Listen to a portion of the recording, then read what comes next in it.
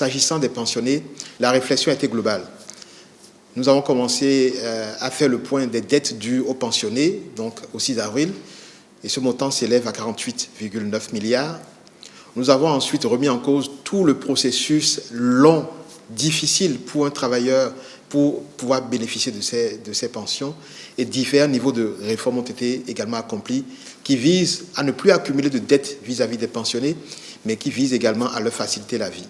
Donc si je commence d'abord par tout ce qui est réforme, vous avez vu la dernière en date, c'est celle qui a été prise il y a quelques semaines par le Conseil des ministres, le gouvernement, et qui vise à ce que le pensionné, le fonctionnaire qui va à la retraite, n'aura pas de rupture de revenus.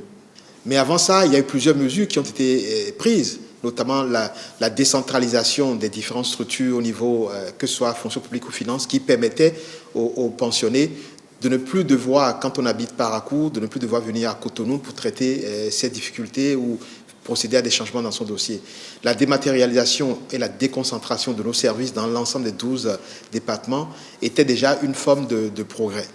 Maintenant, au-delà des réformes, le montant total dû au 6 avril 2016 s'élevait à 48,9 milliards, dû à deux choses. La première, c'est le décret donc, de 2011 qui revalorisait les pensions à 25%. Donc la non-application de ce décret, plus les tracasseries administratives et la lourdeur administrative qui faisait qu'on allait à la retraite, on attendait des mois et parfois des années pour toucher sa première pension, tout ça avait contribué à constituer ce stock de 48,9 milliards de dettes que le chef de l'État a instruit pour que les efforts soient faits pour solder. Et donc ces efforts sont faits tous les mois. Et chaque année, le complément de ressources liées en fait à la prise en charge de l'effet de ce décret s'élève à peu près à 2,5 milliards. Les efforts fournis depuis avril 2016 pour solder ces dettes ont permis déjà de payer aux pensionnés 26,7 milliards au titre du passé.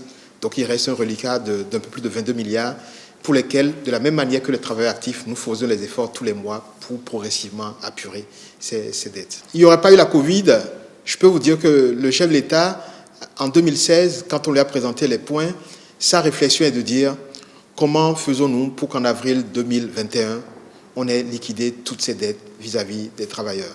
La réflexion du chef de l'État, c'était de dire mais comment fait-on pour qu'en 5 ans, nous n'accumulons aucune dette, et c'est ce que nous faisons maintenant. Donc à la fin du mois d'octobre, après ce paiement, on n'aura pas de dette vis-à-vis des travailleurs. 2, comment fait-on pour vider totalement ces 173 milliards de dettes vis-à-vis des travailleurs que nous avons hérités? Je pense que si la conjoncture n'avait pas commencé à se dégrader dès l'année passée avec la fermeture des frontières avec le Nigeria et ensuite avec la Covid, vu les efforts que nous faisons dans un contexte difficile, je suis persuadé que beaucoup plus d'efforts auraient été faits et le chef de l'État aurait tenu son pari.